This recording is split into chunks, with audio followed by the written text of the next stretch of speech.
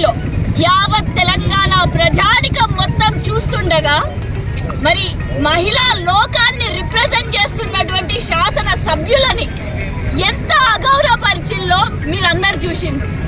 మరి ఒక ముఖ్యమంత్రి హోదాలో మరి తెలంగాణ ముఖ్యమంత్రి గారు, అదే విధంగా ఉప ముఖ్యమంత్రి గారు, ఇంకా కాంగ్రెస్ పార్టీ ఇతర ఎమ్మెల్యే నాయకులు వాళ్ళందరూ మహిళా ఎమ్మెల్యేలను ఆ విధంగా అగౌరవపరచడం అంటే మా మహిళలందరికీ కూడా, మమ్మల్ని అందరినీ కూడా అగౌరవపరిచినట్టే.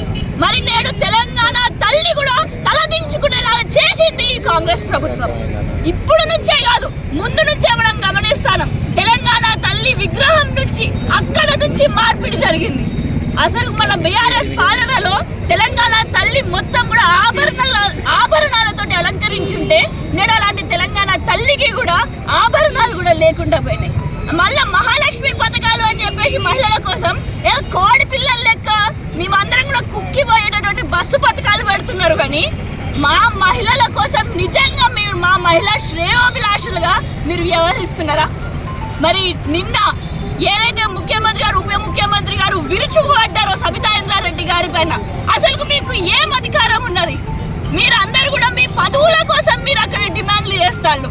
సబితా ఇంద్రారెడ్డి గారు కాంగ్రెస్ లో ఉన్నప్పుడు ఏ విధంగా తనని మోసం చేసిల్లు అని అనేసి మీరు వివరిస్తుండే కదా. ఏం మోసం చేసింది? మీకు ఎంపీలు కావడానికి, మీకు ఏదో పార్టీలో పదవులు కావడానికి మీరు రాజకీయం చేసేది. రాజకీయం ఎందుకు చేయాలి? నేడు సబితా ఇంద్రారెడ్డి గారు దేనికోసం చేస్తారు? మహిళా ఎమ్మెల్యేలు దేనికోసం చేస్తారు? రాజకీయం అనేది ప్రజల శ్రేయస్సు కోసం చేస్తారు.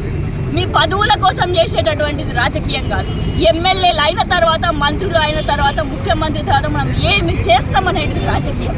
మరి నిండు అసెంబ్లీలో మరి మీరు మా మహిళల పట్ల మమ్మల్ని కించపరిచే విధంగా మీరు మాట్లాడినందుకు ముక్కు నేలకి రాసి మీరు అన్న మాటలు వాపస్ తీసుకుంటూ యావత్ తెలంగాణ ఆడబిడ్డలకి క్షమాపణ చెప్పాలి అని చెప్పేసి నేడు ఉదయం మరి పెద్దపల్లి నియోజకవర్గంలో బీఆర్ఎస్ నాయకులు పెద్ద ఎత్తున ఆందోళన తెలియజేసి దిష్టిబొమ్మ దహనం చేయడం జరిగింది.